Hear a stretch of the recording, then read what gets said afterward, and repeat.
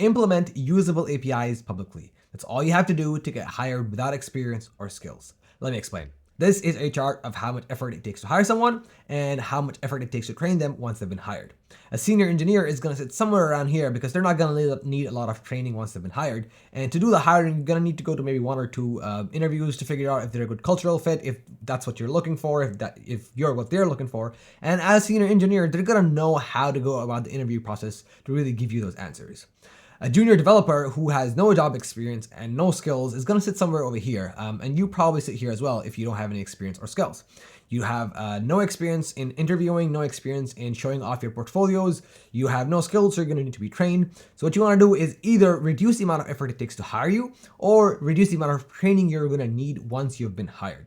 And implementing APIs publicly gives you both of that, so it brings you closer to this territory. A lot of people really ignore this chart and they don't really understand why they're not being hired. You're not being hired because it takes too much effort to hire you. This is a founder. He needs to hire someone. He posts a job listing. He gets 100 replies. He's got 100 GitHubs, 100 CVs, over 1,000 decisions that he needs to make. That is a lot of work. He's just going to say, actually, I don't need this person that bad. We can do without. We can go a bit slower if I don't have to focus on this for a little bit. I have more important things to take care of. So what a lot of people don't realize is it takes in a very good scenario, in a best case scenario, 1 to 2 weeks just to hire one developer. You've also got payroll, HR, job descriptions, all that baloney to actually take care of. So what you can do is you can reduce the amount of effort founders need by implementing usable APIs publicly. So what does this actually mean? Implementing is pretty straightforward. You actually write the code. You find APIs out there, you integrate them, you make apps that actually use those APIs. Integration is actually something you should do later on, but start out by just doing the basic implementations of those APIs. Now, usable. This is a really important part. I don't want you implementing or building out layer 2 Ethereum blockchain infrastructure as a service type garbage. No one needs that. No one wants to use it. The most important question I always start to answer is, can my mom actually use this? If I sent this link to my mom, is this something my mom would ever want to use? Is this something my mom can actually use? If the answer is yes, and only if the answer is yes, should you consider going forward? Now, the APIs themselves, they need to do something tangible. It needs to either fix a problem that you have, it needs to improve something that's already ongoing, or it lets you create something. If it's not doing one of these things, chances are it's not an API that you should really be touching. Now, publicly, this is probably the most important part. If you're making things and you're just keeping them to yourselves, there's no point to it. They need to be searchable by something. Just put them up on Twitter, GitHub. Just making them open source on GitHub, believe it or not, is a huge thing. I'll show you an example quite shortly. Even posting them on LinkedIn is good enough. You don't need to optimize for SEO. Just have it be indexable. That's good enough. Product Hunt launches are the golden standard. If you can make something and put it on Product Hunt, way to go. Now, I want to talk quickly about why this works. So if you go back here, by making things publicly, you're reducing the amount of effort it takes to hire you. So you're going down this way. Again, why? Because people see, hey, this person has built 5 or 10 things in the past, or even 2 or 4 things. They can see your code. They can see apps that work. They can tell, okay, cool. This guy isn't just taking courses and redoing courses. He's not just stuck in the tutorial hell loop. He's actually doing something. So it's proof that you're actually doing something. And again, because it's public, people will find you. I'm going to share a couple examples as well where people have found me from the work that I've done, and I've found people from the work they've done. And when you're implementing APIs, usually you start out at very basic level API. It does one thing, and then you can keep on looking at the docs, and the doc will guide you on how to add more and more functionality. So you can learn more than just the basics. And even just the very basic API implementations, they teach you a lot about the actual thing itself that you're building. Finally, you end up with a massive arsenal of tools that you can use in all different scenarios. Now, one of my favorite things to do is work with things that I would already be working as in my job. So for instance, let's say you want to work for a media company, a company that works with, YouTubers or creators in that sense. So what do YouTubers actually need? Well, YouTubers make videos. What do they need with videos? They need thumbnail tools, editing tools, recording tools. So if you, for instance, were to use the Dolby API to add noise cleaning or noise removal, like background noise removal as a service, that's an API that exists. You get $50 of free credit. You can set that up in less than 3 hours.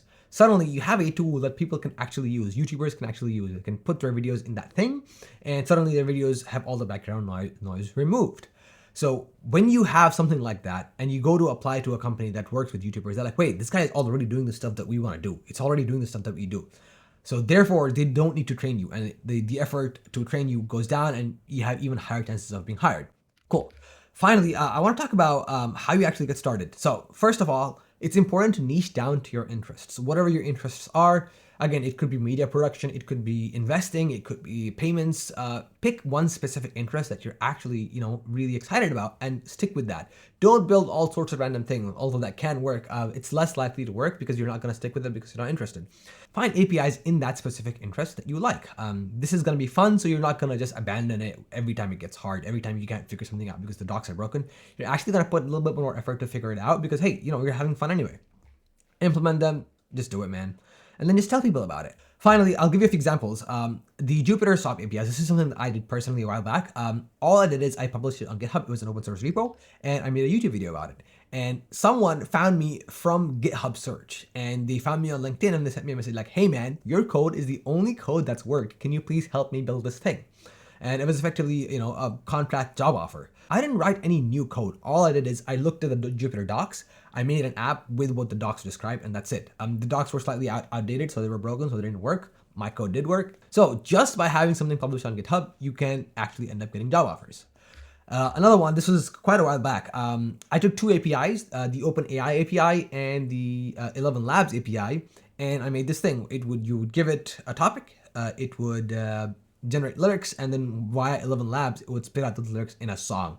It was really terribly made. It took me like 3 or 4 days to make. It wasn't really good. But because it was like a novel implementation of two different APIs, people were reaching out to me like, hey man, can you make this other app that's quite similar to me? I'll pay you a couple $100 for it.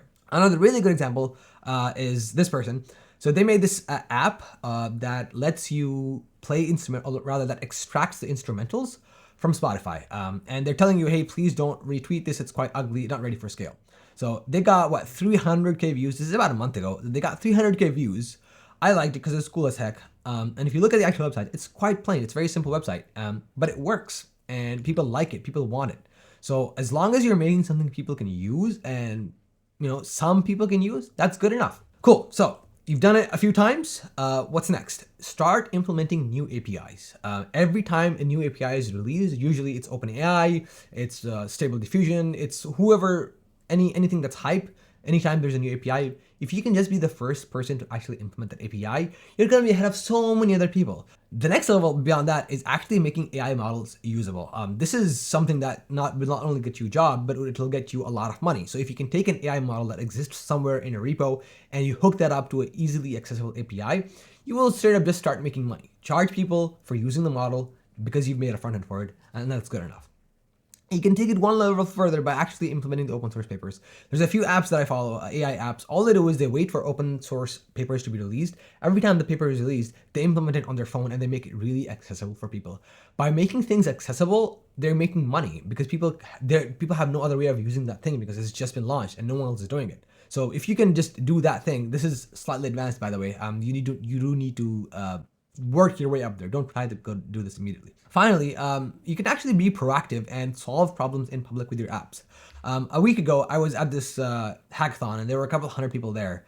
And the first day, a group of people were sitting at this table, and it was a really wobbly table and it didn't work. Like you could use it, but you couldn't actually do really anything productive with it because it was a really wobbly table. The next morning, I was quite late and everyone else had moved on to different tables because this table was garbage and no one wanted to sit on that. Over 100 people saw this table and how garbage it was and no one fixed it. I walked over and I borrowed this Allen key set from someone and I flipped the table over and I fixed it. So really, once you have a bunch of APIs that are available to you and you can solve problems with them, it becomes quite easy to just see a problem and fix a problem. And just by doing these two things of just seeing a problem and fixing the problem, you will probably double if not triple the amount of people that are reaching out to you because, hey man, you solved that person's problem. Can you also solve my problem? Also, it's just fun and it's quite rewarding. I'll leave you with hype.replicate.dev. So this is a website. This is what the link is. This is where a lot of AI models really come up. So it's a combination of GitHub, Replicate, Hugging Face, and Reddit. Some specific subreddits. And every time something really pops off, you see them over here. So quite recently, something that's really popped off is Flux. So it's an image generation model that's super realistic. And you can see it's coming up here. So once you've gone past the first levels of just implementing basic APIs, again, these can be literally any APIs you can think of. You can even just start with the popular APIs that everyone else is already using. Once you've done with that, you can go here once a week. see what's popping, see what interests you, see what seems fun, and just implement that. And yeah, that's it. That is how you get a job with no experience or skills. I'm going to be doing this on my own in the next couple months, quite a lot. So if you would like to follow along, follow me on Twitter. I'm going to put the link in the description. But yes, come through, check out all the silly new apps I make.